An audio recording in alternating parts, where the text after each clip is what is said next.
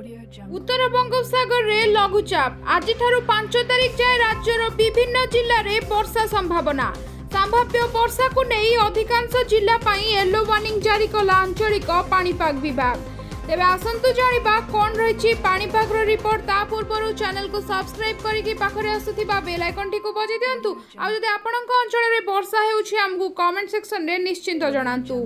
चासी भाई मानक पई आसिला बहुत बड़ खुशी खबर। अगस्त 5 तारिख पर्यंत राज्य में जारी रहिबो प्रबल वर्षा। वर्षा दिने ग्रीष्म भली उत्ताप समस्या मिलिबो मुक्ति। बंगोपसागर दाना बांधिछि आउ एक लघुचाप। तेबे उत्तर बंगोपसागर लघुचाप होइथिबारु आसंता 5 तारिख जाए राज्यर विभिन्न जिले में वर्षा जारी रहिबो। संभाव्य वर्षा को नहीं अधिकांश जिले में येलो वार्निंग जारी करा जाइछि।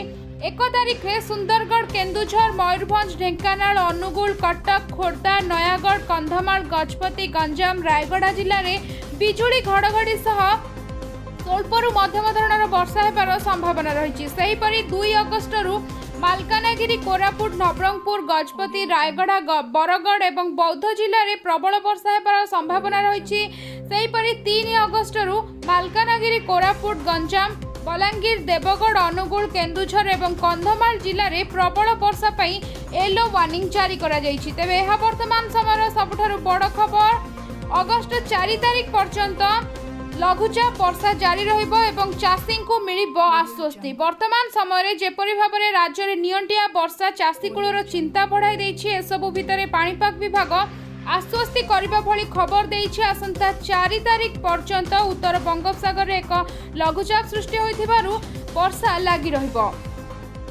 सेहीपरि लघुचाप आसुथिले मध्य अगस्त 5 तारिख जाए राज्यर विभिन्न स्थान में मौसुमी वर्षा मध्य लागि रहिबो बोली भारतीय पाणीपाग विभाग पक्षरु कुहा जाइछि। तेबे यह वर्तमान समय राज्य में एक आश्वस्तिकर खबर कि आसंता 4 तारिख पर्यंत लागि रहिबो वर्षा। मौसुमी वर्षा सह लघुचाप वर्षा मध्य जारी रहिबो एवं राज्यवासी को मिलिबो गोटे प्रकारर आश्वस्ति।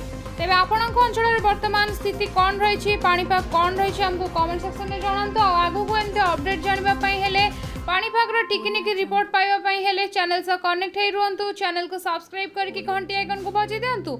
वीडियो को लाइक कमेंट से निश्चित करूँ। से पर्यंत मु रहिली नमस्कार।